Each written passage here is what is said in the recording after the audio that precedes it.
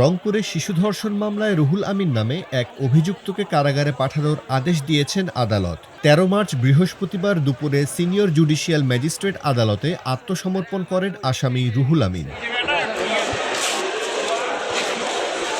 এ সময় তার জামিন আবেদন করেন অ্যাডভোকেট ফিরোজ কবির নিয়ন।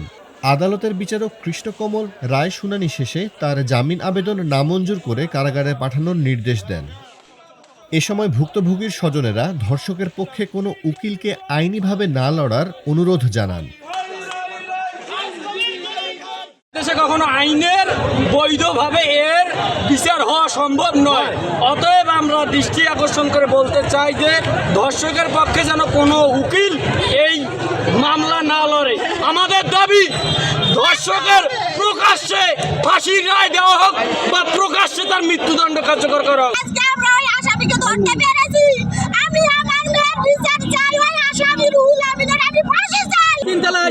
আগাম জামিন দেওয়ার জন্য উনি নিয়ে আসছে। আমি আসি ওনাকে খবর দিলাম, আমি উকিল ধরে লগে আমি ওনাকে অ্যারেস্ট করাইলাম, নাহলে উনি আগাম জামিন দিয়ে চলে যেত আজকে।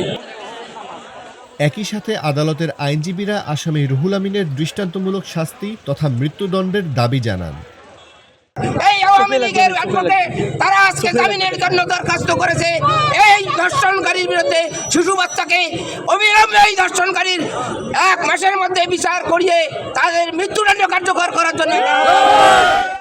গত 21 ফেব্রুয়ারি সকালে শহীদ মিনারে শ্রদ্ধাঞ্জলি জানাতে ফুল তুলতে গেলে শিশুটিকে একা পেয়ে ধর্ষণ করে মিঠাপুকুরের রতিয়া গ্রামের রুহুল আমিন।